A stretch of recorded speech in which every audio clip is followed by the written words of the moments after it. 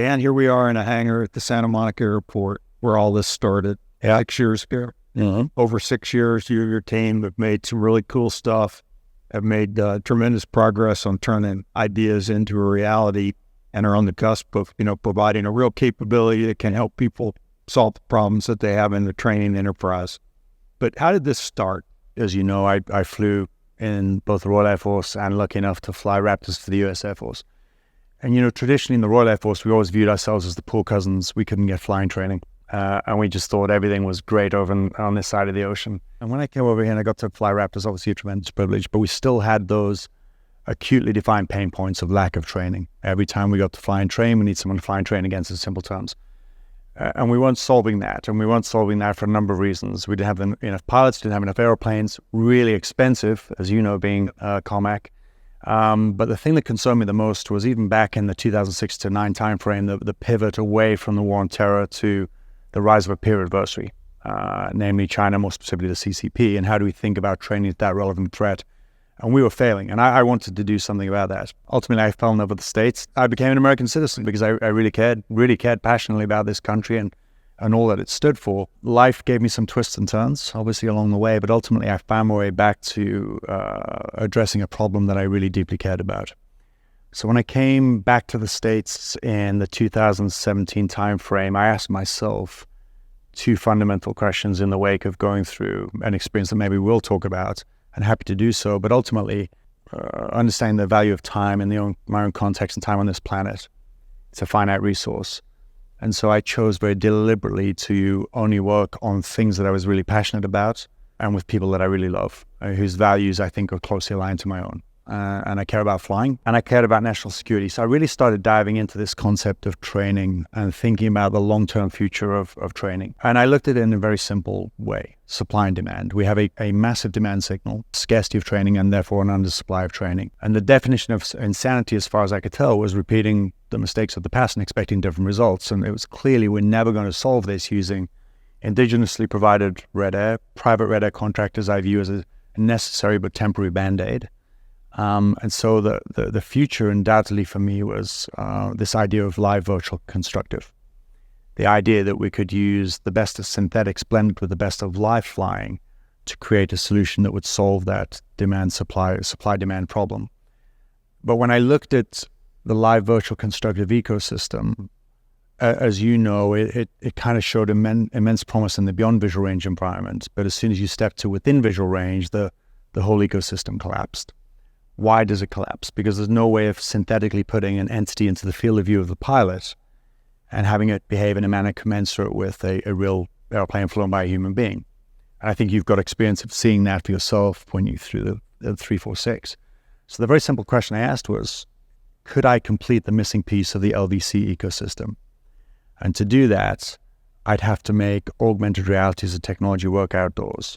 And if I could do that, I saw a vision that was so clear to me. There was a future in which every time a fighter pilot taxied out with the formation, they were going off to fly blue air. And all of adversary aircraft would be driven synthetically up in the air, blending the best of the ability to fly airplanes, because we want to protect those hours for our warfighters, but negating the need to put that massive resource towards a threat that was never relevant, scalable, or sufficiently frequent enough to give us the level of training we needed. And that was the North Star from the beginning. Clearly, there's a number of other use cases and verticals that we're tackling at Red 6. But that was the genesis of how I thought about it. Well, I grew up in this Air Force, and you joked about, it must have everything it needs, and it must be, better than the guys that are smaller Air Forces. And the one I joined in 1982 probably was. We were coming down from having almost a million airmen in the Air Force. Yeah, I joined. It's down to about 300,000 now on active duty. We had 130-something fighter squadrons, and we had built a training system that was specialized like any big, giant corporation would do to try to get the most out of the different parts of it. So we had specialized in undergraduate pilot training, then we had a lead-in training pipeline, then we had flying training units that were focused on just training people that had never flown the airplane before or making them current. And then you went into an operational squadron where you really learned your craft by flying, every day. Sure. I was flying 25 times a month as a lieutenant. When I came back about the same time which is kind of how we came together. But about the same time you were getting this idea and starting the company, I took over as the commander of Air Combat Command, and my marching orders were I was supposed to fix our readiness issues. Our squadrons weren't flying enough to qualify at the highest readiness ratings that we needed to be at.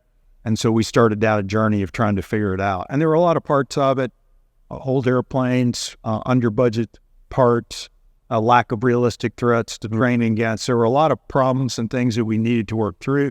But I came to believe that underlying it was the fact that what worked for us when we had 1 million people and 130 fighter squadrons, we couldn't afford anymore to have a third of our airplanes training coded. We couldn't afford to fly our own red air because we weren't flying as much, and it just cut everything too close. So, I made a trip to one of our partner air forces and flew with them, and they were flying with the constructive avionics that you described, and we flew a 2-ship opposed surface attack tactics ride, we would call it, 2 of us in the 346, yeah, with constructive radar. Not a real radar, just displayed radar information, constructive radar warning receiver. Again, not a real one. It displayed information in a constructive advanced targeting pod. And we fought against 2 air threats. We defeated them. We found our target through that targeting pod. We rolled in and attacked it visually. We avoided ground threats with that RWR. We came off the target and fought 2 more air threats. And so we had accomplished full blue training for both of us without any physical adversaries. But the part we were missing was the visual part. What happens if that air threat didn't blow up at 10 miles from our long-range missile? How would I know if they had fired a missile at me? I can't look out the window and see it. What can I see about those ground threats? So I had visited Stanford and their virtual reality lab. I'd been kind of hunting around. And then there was a day at Nellis around the WEPTAC where, I ended up sitting down and talking to you about that piece of the picture that you wanted to provide, and a light came on for me then. And, frankly, we weren't sure you could do it. Nobody really knew whether you could even make it happen or not. The things that you talked about, what makes it hard. Even if we could, we weren't sure that was the right way to do it. We're all used to doing things in a physical environment. When I started flying, guys said things like, fighter pilots are made with the engines running and the canopies down. Sure. Everything else is bullshit. And we were trying to feel our way through that. So COVID happened. We had a hard time doing what we wanted to do to work on that readiness. And at the end of my time at Air Combat Command Commander, we had made some progress, but we were still wrestling with the same issues, tactical issues, but also this bigger issue of how are we going to change our entire training system to recognize the fact that the world had changed, that we're flying 5th-gen airplanes and not 4th-gen airplanes. They're way smarter than the things I was flying, that we can never afford to build a threat training environment that's the same size, scale, and scope as something like the People's Republic of China can put out there against us. And we don't have the time that we used to be able to take. So leaving the Air Force, then I wanted to still try to work and solve those problems. And, you said you only wanted to work with the best people on hard things. I left with the idea that I only want to work on things that I believe are important and only want to do it with people that are worth working with. And, we ended up together and then with a much bigger team of people that are dedicated to that same thing. So talk a little bit about that. I did a lot of the speaking, right, for Red 6, but the reality of it is now we have a team of over 100 people that are a blend of really experienced, stellar warfighters with a massive background across the gambit of platforms, to include weapons officers and test pilots, right? And I don't think there's a platform we haven't flown at Red 6 of the major jets out there. And we're clearly very lucky to have them. But I've been able to synthesize very different chapters of my life and blend them together, from business school to experience in corporate finance to my experience in business myself back in the UK, to build what I think is a really remarkable team of with very complementary but at times opposing and necessarily opposing views, to bring, I think, nonlinear solutions to problems and look at a real different way of doing that. And that is absolutely the key to where we are and how you've seen the technology mature from the early days where we thought it was amazing. Just to be able to put something up in the sky was incredible. And you just landed yourself today. You've seen, the reality of what this stuff is capable of doing now. And what motivates them, I think it's the same thing you and I talk about at length. It's working on difficult problems that matter with people and that you love in a culture that empowers and allows them to go fast. And that's certainly the essence of what I've tried to create here at Red 6. But I think fundamentally it's because we really, really care about what it is we're doing. And we don't see a great deal of change happening in any of the air forces around the world. And what we're experiencing here in the US is even more acutely defined in the UK and the partner nations around the world. We all have it. So we have to do something different. We have to innovate. And that takes a fundamental shift in mindset, because innovation in a vacuum without the absolute buy-in of an end customer is often value left on the table. And so getting people to really understand what it is we're doing and why we're doing it is critically important. And for my team, we break it down into more granular. Yes, it's a problem of training, but we think about it as a production problem. We think about it as an absorption problem, and then we think about it as an experience problem. You talked about your experience with LVC and the 346. It's a great example of this, because I think often, certainly when people read about Red 6, they get focused on this is a within visual range tool. And yes, it does all of the within visual range stuff to a plumb, right? So it's getting really, really good and exciting, and we're all excited about it. But to focus on the within visual range stuff is to fundamentally miss the point. And at the tactical level, the point is that this is the enabling technology that completes the LVC ecosystem, which offers you now a viable solution for the future to be able to do full-scale, large force employment, high-level tactical training, where you're now making flow decisions that make sense because you can prosecute that within visual range piece. Yeah, and you have the technology to the point, like you said, I've flown it several times. I flew the latest kind of test version today. It's in full color. It's highly detailed. It's bright enough that you can see it even looking up toward the sun. But one of the things I've learned working alongside you is, for 40 years in the Air Force, new technology showed up, and I didn't know how hard it was to bring it, not just to develop the technology, but how hard it is for somebody with a new idea like Red 6 to be able to find the resources and the people and the money to be able to turn that idea into a product people can use. And, the Department of Defense and the country created some pathways to try to help people do that in small business innovation research contracts, and the Air Force's TACFI and StratFi contracts through AFWorks. And Red 6 has worked those hard and has taken advantage of that. Chris Brose, who when he left the Senate Armed Services Committee, he wrote a book about what it takes to get things through that system. And ultimately, in the last chapter, he said, you have to lobby. You have to go convince people. They won't just come get it from you. You have to work it. So we've worked that. We worked SBIR funding. We worked the TACFI that we're still executing. You've flown the technology in Air Force T-38s at Holloman in the test group, and the test pilot schools had a chance to look at it. You've flown them with a major OEM in one of their airplanes and been very successful. But I think people don't understand how hard it is. And I think people don't understand that those tools were created exactly for the purpose, that we've used them, which is find some venture capital money, find some government money to go with it, and deliver the government back more than they could have done on their own.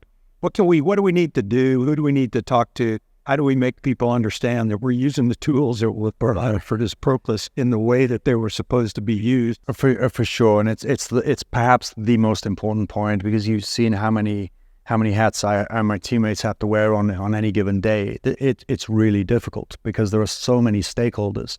But I think what's the critical message I'd state to all warfighters at every level of the Air Force: you must realize there is a critical interdependency on the defense industrial base, private venture capital, our ability to lobby at a congressional level and educate, up and down the value chain. But as an end customer, you also have a duty that if you want to see innovation, you have to be responsive, and you have to be a highly engaged, highly proactive, highly aggressive customer as well, to allow companies to come in that are small and agile and moving fast, that have life cycles that are funded by continued investment, both from customer but also venture capital, taking risk with other people's money. And they take risk with other people's money because they fundamentally care and they understand it's fuel on the fire as well. So as an Air Force, and as a customer base, we have a duty to understand that and respect it. And speed and aggression is something that I would just try to stress as much as possible. Innovation inevitably has ups and downs, right? There are failures every single day when we come to work, but you have highly engaged people working incredibly hard to fix those things quickly, put them right, learn and move on. And that is the nature of innovation. And that's normal. Fail fast, move on, learn the lesson. Well, and we complain about the DoD 5000 regulation and the 5-year budgeting process and all the things systematically that make it hard for new capabilities to come in. But the truth is, we have the pathways. Acquisition people have the authorities granted to them to do things in different ways. We have these special funding tools that were designed to take innovative idea and turn it into a product that people can use. And we've got to continue to work to encourage people to take advantage. What are we got to do with that money? What's the next steps? How does that money work to turn this into something that can show up in fighter squadron? It's this combination of cocktail of private venture capital, SIBA funding, TACFI, all of this stuff, and the money that the Air Force themselves have put in, and obviously OEMs that we're engaged with on multiple fronts as well. And the simple answer to the question, the message I'd like to convey is all of that is going into making this technology maturate at a very, very, very rapid rate. When you saw this 5 years ago, as you quite rightly pointed out, most people told me this wasn't possible. It couldn't be done. There were a handful of people that saw the vision and were interested. And we've had small incremental wins along the way, leading to massive progress over time. And so we're taking that money, we're applying it to squarely to furthering the product, to take it now from where it's an advanced prototype to an MVP, which we'll have at the end of next year, which is incredibly exciting. The most recent tests we did in the TA4 platform were incredibly successful. We built upon some of the lessons learned in the T-38, and we know how to get there. We just got to go fast to take the prototypes that we've turned into products that'll be ready and get them out there and get them in the hands of Air Force pilots and crew members so that they can figure out, we have our ideas. You got a smart team. Yep. Weapons school graduates and people that have thought through it. But when we'll really figure it out is when we get it in the hands of airmen that are trying to solve these problems, and we give them another tool. So we can get them out there, we can get people to try them out, then we'll find out. Yeah. The doubts that we had about whether we can get the same value of training out of fighting against the augmented reality adversary as we do out of fighting against the aluminum one, and we'll find out what's the best way to put it to use. Well, I think on that point, it's like, I always believe in we deal in the reality of the world we actually live in, not the one we wish we had. And the reality of it is we're fiscally constrained and we have a supply-demand problem that we're never going to solve. So if we accept that, then what we're looking at is, look, I really believe that fighter pilots need to fly airplanes, as I know you do. And so the question is, how do we do that as efficiently as possible and make every single hour count? We're not talking about reducing hours now at all. We're talking about reaping every single bit of value out of every single hour we fly. And in my mind, every time we do that, we should be doing blue air, because that world of where you can generate red air and you're never providing another asset. And it's an aggressive statement, but I believe it's valid. You can argue the margins. I want 10% of life fly. I don't really care. The point is, I think this vision is out there and it's within touching distance now. We just got to embrace it. So where we are right now is we're not making enough pilots and pilot training to meet the production goal. Sure. We're not putting enough pilots through the FTUs to be able to get them out into the squadrons in the numbers we need. And we're not able to turn the people we do get through pilot training, through the flying training unit, and into the operational squadron. We're not able to season them into experienced fighter pilots and can lead and teach and go forward in the future to shape the Air Force at the speed that we want to. So as a pilot training group commander, we flew 60,000 sorties a year and 100,000 flying hours to produce about 300 pilots for the Air Force. And if I could have turned 1 in 20 of those sorties into a productive sortie by not flying it as direct support, then I could have, provided another 15 or 20 pilots. Absolutely. In Columbus. So we want to give them that advantage. We want the FTUs to be able to do the same thing with the sorties and hours that they have. And we want that operational pilot flying the Raptor or flying the F-35 or the F-15 or the F-16 to fly, if it's 10 times a month, if it's 15 times a month, to fly all those sorties as blue air And there's got to be some return on investment that happens there. There's got to be some funds that are freed up that can be plowed back into the system to acquire the technology, to make it work better. Larry Spencer, one of our Air Force vice chiefs, when I was getting ready to be the Air Force's aide, said, Mobile, the thing you need to understand is that the hardest thing in the world to do in the Air Force is to spend $1 this year to save 2 or 10 next year. And that's the problem we face. How do you break into the POM? How do you break into the budget? And how do you pull money forward that you desperately need to do things to get ready for China? It's a challenge for us to articulate not just the value proposition in terms of getting after the problem, but the fiscal offsets are absolutely enormous. Like, we conducted an analysis and deployed at scale across the Combat Air Force. We think there's a $13 billion a year savings there potential, which is enormous. You're getting after the pilot production problem, increase of 53% of the capacity in the pilot production problem. You've got T-38s, which are aging. You've got T-7s, which are coming in probably not as quickly as we want them to. And we're still underproducing. And this can get after those sorties. There is inevitably skepticism, right? It's a part of any disruptive, innovative technology coming into the system. Get that, understand it, it's completely natural. But we have a duty as a company to be diligent in educating the customer as to the realities of what this technology can do. And from their side, they have to understand that innovation inevitably involves hiccups, frustrations, setbacks, but the net effect of the rate at which this technology is maturing is it's, since you've seen it a few years ago. I used to do all of the test flying where I started Red 6. Now I come in and see it a month, 1 month at a time I'll fly it, and it's changed orders of magnitude. It's going really, really quickly. So I've no doubt that this is the future, but there are logical, tangible steps to that future.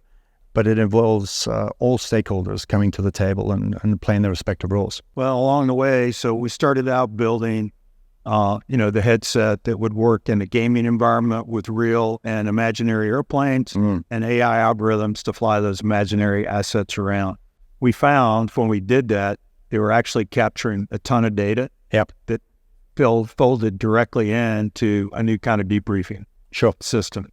And so where we started with a dream of being able to, save money and train better by using augmented reality, what we found is it actually opens a door to a new way to build the entire training environment.